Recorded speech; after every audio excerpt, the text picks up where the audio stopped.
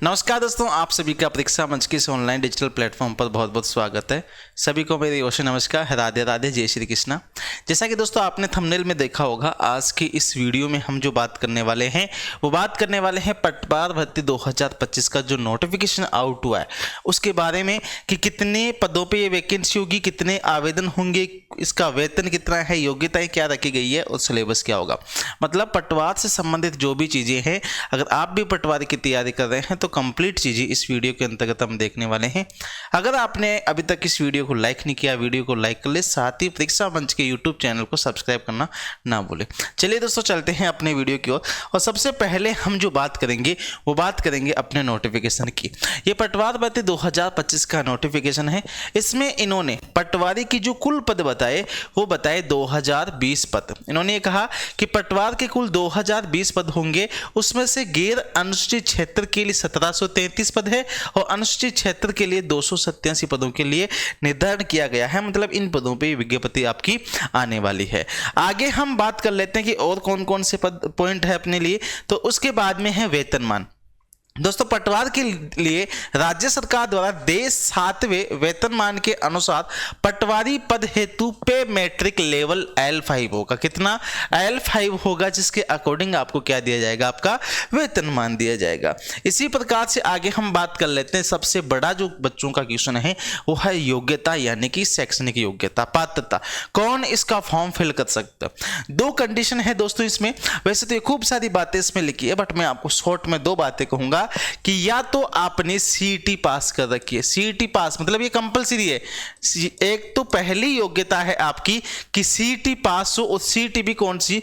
Graduation level. और उसमें अगर आप जनरल कैटेगरी से आते हैं तो जो आपका क्राइटेरिया 40%, और अगर आप कैटेगरी से आते हैं तो आपके 35% का जो क्राइटेरिया है वो आपका, अगर आप क्वालिफाई हैं, सीईटी में पास हैं, तो आप इसका फॉर्म भर सकते हैं। सेकंड जो इसकी योग्यता है वो है आपकी ग्रेजुएशन। मतलब किसी भी मान्यता प्राप्त कॉलेज से आपकी ग्रेजुएशन हो, बीए, बीकॉम, बीएससी, कोई सी भी डिग्री जो आपकी ग्रेजुएशन में आती है, स्नातक में आती है, वो अगर आपने कर रखी है तो फिर आप क्या कर सकते हैं? इसके फॉर्म फिल करने के लिए योग्य हैं, आप उसके लिए एलिजिबल हैं। आगे बात कर लेते हैं आयु सीमा। खूब सारे बच्चों का ये भी डाउट होता है कि सर इसकी आयु की सीमाएं क्या रखी गई है। तो दोस्तों, अगर हम बात करें तो इसकी आयु की सीमा जो है वो 18 वर्ष से लेकर 40 वर्ष रखी गई है। और इसकी जो आयु की गणना है वो 1/1/2026 को मान के की जाएगी। मतलब 1/1/2026 जो आपकी आने वाली है उस तक आप या तो 18 साल के, कम से कम आप 18 साल के हो, ज़्यादा से ज़्यादा आप 40 साल के हैं। उसके अलावा जिन कैटेगरीज को आयु में छूट दी जाती है उनको यहाँ पे कहा गया है आयु की दृष्टि से पात्रता। यदि उस आयु की दृष्टि से पात्र माना जाए, किंतु ये आयु 3 वर्ष से अधिक नहीं दी जा सकती। मतलब जिन जिन कैटेगरीज को आयु में छूट दी जाती है उन कैटेगरीज को आयु में छूट भी दी जाएगी। तो इसके जो फॉर्म है आपके, ये 22 फरवरी से स्टार्ट हो चुके हैं। तो जल्दी से आप भी अपने पटवार वाला जो फॉर्म है इस फॉर्म को फिल कर लें। और दोस्तों, अगर आपको पटवार वैकेंसी से रिलेटेड कोई भी जानकारी चाहिए, कोई भी समस्या है, तो आप कमेंट बॉक्स में मेंशन कर दीजिए ताकि जल्द से जल्द हमारी टीम इसका जवाब दे। बाकी आप सभी ने अपना कीमती समय दिया, उसके लिए धन्यवाद। वापस से एक बात कहना चाहूंगा कि अब आप भी पटवारी की तैयारी कर रहे हैं तो परीक्षा मंच एप्लीकेशन क्या कर सकते हैं? आप डाउनलोड कर सकते हैं। क्या?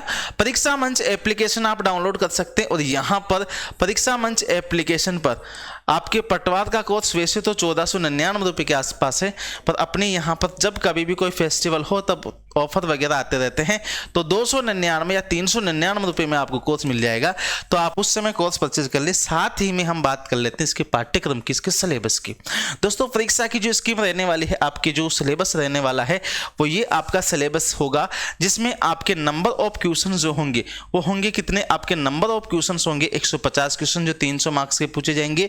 और अगर मैंने परसेंटेज में डिवाइड करूं तो आपके यहां पर general science, history, polity, geography of India, general knowledge और करंट अफेयर, इसका जो वेटेज है वो है 25%, या मैं कहूँ कि 38 क्वेश्चन आपके इस वाले पार्ट से आएंगे, जिसमें general science, history, polity, geography of India, general knowledge, current affair के क्वेश्चन पूछे जाएंगे जो 76 मार्क्स के होंगे।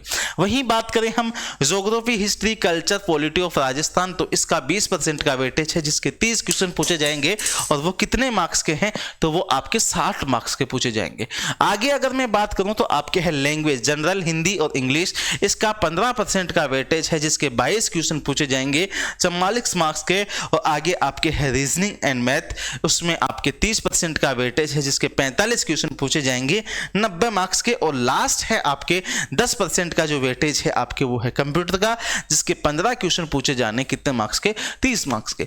एक और बच्चों का यह है कि नेगेटिव मार्किंग, तो बिल्कुल जी हाँ मेरे दोस्तों, इसमें 1/3 1/3 की आपकी नेगेटिव मार्किंग भी की जाएगी।